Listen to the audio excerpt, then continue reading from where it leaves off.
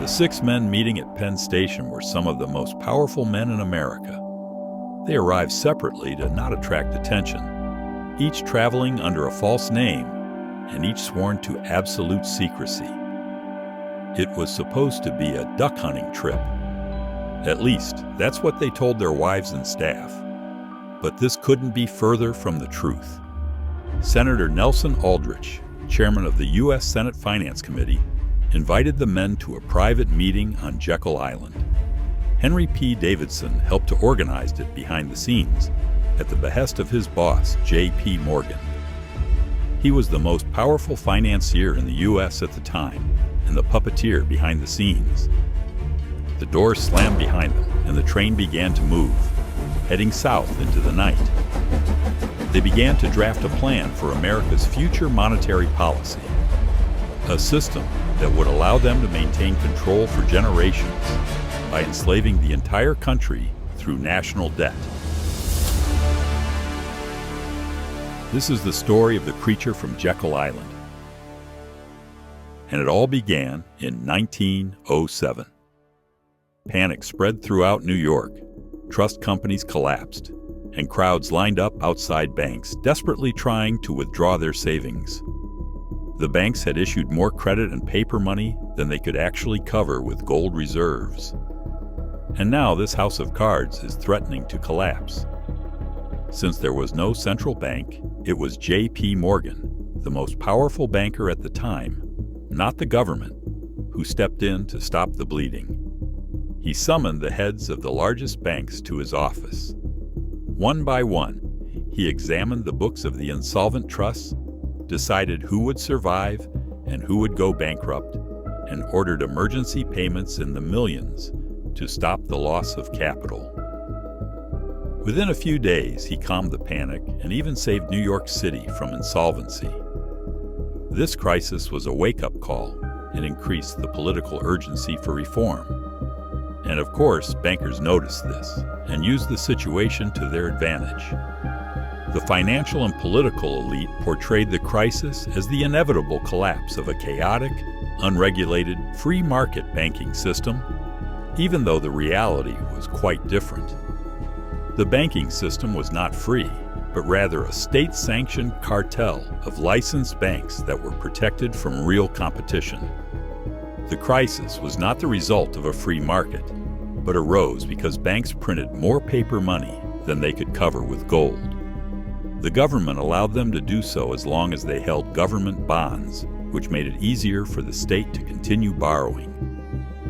1 year thereafter, Congress passed the Aldrich-Vreeland Act, which established a commission to investigate possible reforms.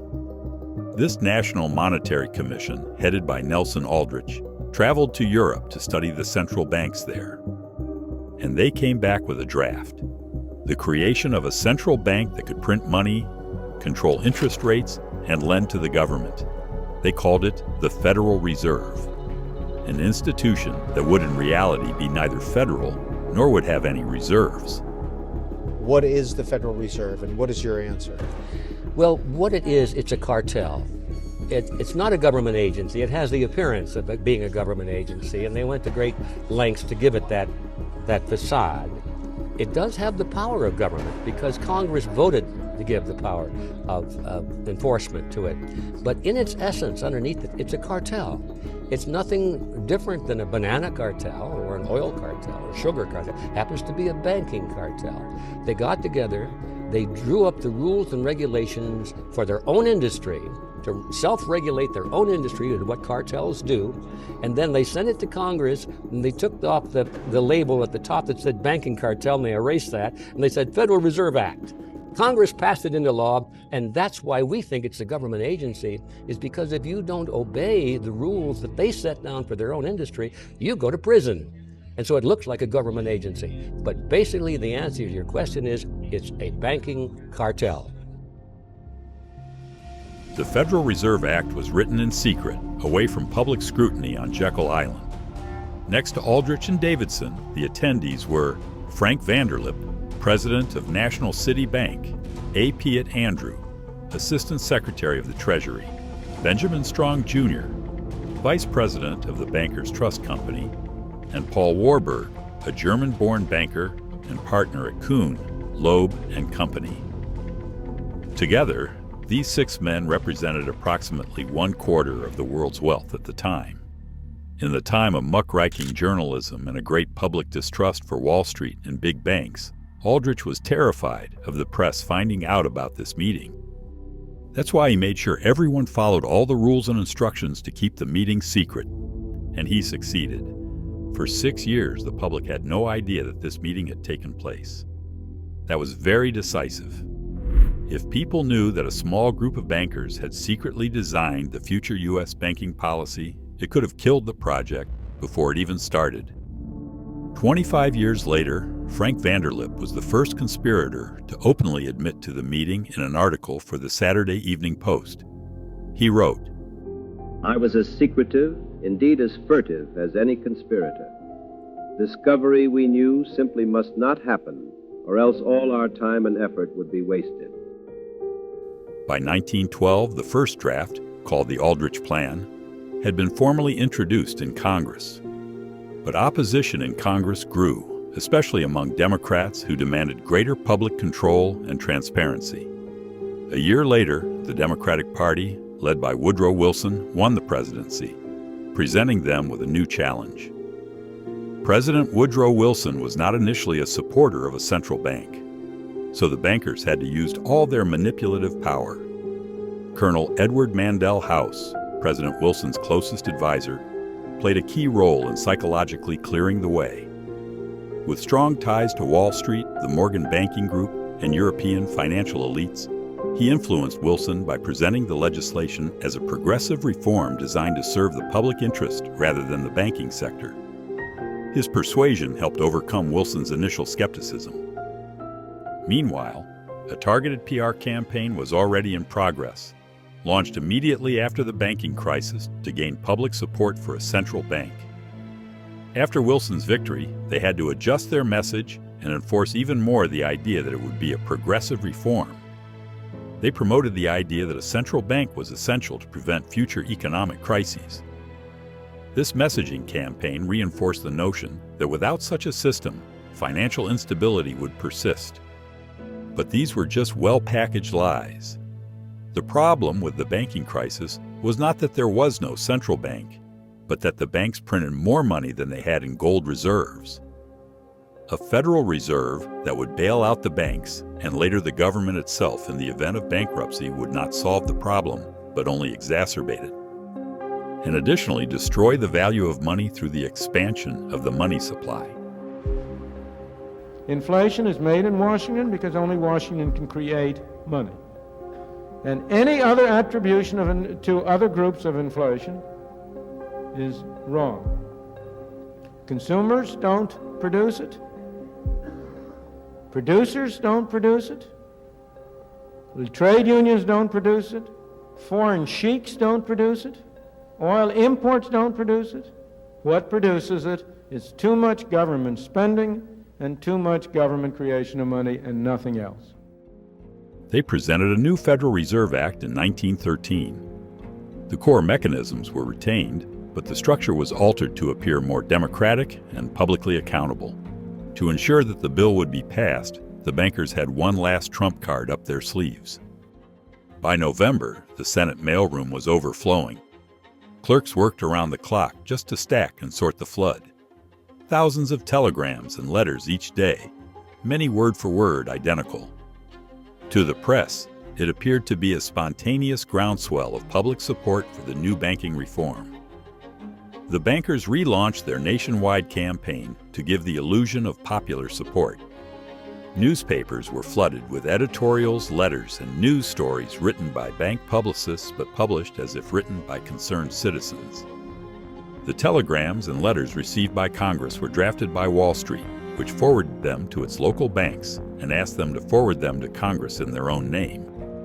Charles Lindbergh Sr., one of the fiercest opponents of the Federal Reserve Act, recognized the manipulation and said in essence, "The Money Trust has sent thousands of telegrams and letters to Congress, pretending to come from the people, but in reality drafted by Wall Street, to fool the people."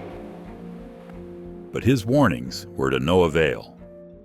This huge lobbying effort culminated in an incredibly move of reverse psychology.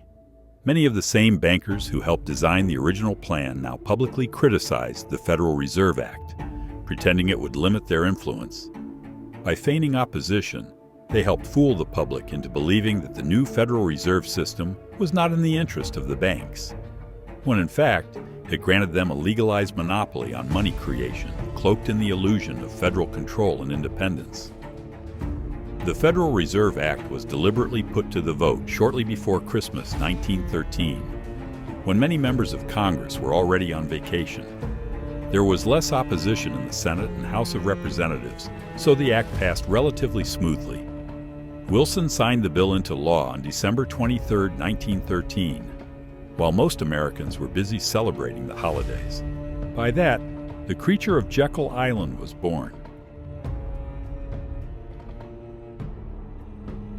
But its weapon, unbacked fiat money, took decades to overcome every remaining restriction. The meeting on Jekyll Island was only the beginning of a dystopian story marked by the most criminal and destructive political decisions humanity has ever seen. I have directed Secretary Connally to suspend temporarily the convertibility of the dollar into gold or other reserve assets. And now, over 100 years later, we are suffering the consequences. Before fiat money, democracy meant politicians could only spend taxpayers' money. After fiat money, democracy just means you are getting robbed, no matter what, with no restriction, through money printing and inflation. For decades, politicians have promised to reduce the national debt. But the truth is, we've come to a point where they have very little control. Can you give me a rather quick answer on this? Do you have any idea what percentage the base should shrink or might shrink? Or is that something that you don't even want to address? No, I think we would like to bring the balance sheet back to something consistent with where it was before the crisis, which means enough to accommodate Americans' demand for currency, plus a modest amount of reserves in the banking system, and that would suggest something under $1 trillion, I think, would be $1 trillion? Or less, yes. Okay. The real power lies with the Federal Reserve, an institution designed to operate independently of the government. This means that while politicians come and go, the bankers who control the Fed remain in power, manipulating the economy from behind the scenes. These unelected officials, people you've never voted for, control the money supply, set interest rates, and dictate the value of the dollar. The system was created to give the illusion of democratic control. In reality, however, the reins of power are in the hands of private bankers. Trapped in an inflationary debt spiral, politicians have become interchangeable actors whose only successful political formula has been to increase government spending and finance it through inflation. And so it came that every presidential term in the post-war era was accompanied by an increase in government spending and government debt, as well as a loss in the purchasing power of the dollar. Before, keep your eye on one thing and one thing only, how much government is spending, because that's the true tax. Every budget is balanced. There is no such thing as an unbalanced federal budget. You're paying for it. If you're not paying for it through it in the form of explicit taxes, you're paying for it indirectly in the form of inflation or in the form of borrowing. The thing you should keep your eye on is what government spends. Here's how the trap works. The government borrows from the Federal Reserve to fund wars, welfare programs, and infrastructure. But that money isn't free. It comes with interest. To pay off that interest, the government borrows even more, plunging deeper into debt. Eventually, the debt grows faster than the economy, making repayment mathematically impossible, forcing the state to rely on perpetual refinancing. If you think that this sounds like a giant Ponzi scheme, you are exactly right. Meanwhile, wages stagnate, inflation rises, and the cost of living increases. Americans are forced to work harder just to stay afloat, all while the national debt spirals out of control. And the more debt the government accumulates, the weaker the value of the dollar becomes. This is what happens when you have a quantity of something and then you add more to it. This is dilution. The principle is so simple that a child can understand. And you can create this little science project at home. Sorry, you can have your tea back. Okay. But the principle is called dilution. And when you print $5 trillion and you put it into the economy, you have diluted the value of the money. So for instance, if you had a minimum wage at some amount, and somebody was making minimum wage, and they were still making minimum wage after this money was printed, they actually are making considerably less in terms of real dollars. It's dilution. The important question is there a way out? Some believe that reforming the Federal Reserve is the only way to break free from this debt trap. But this will most likely not be enough. The reality is, as many critics argue, that the Federal Reserve shouldn't make any decisions whatsoever because it shouldn't exist at all. No matter the reform, its core principle, benefiting banksters and government at the expense of productive people, can't change, because that is the only principle the Federal Reserve can act upon. If we could make you dictator, would you abolish the Fed? Yes. You would? Yes, I mean, for the reasons I just gave, the history. There's no, the Fed represented wonderful hopes, but we've had so many programs that represented wonderful hopes that ended in disaster.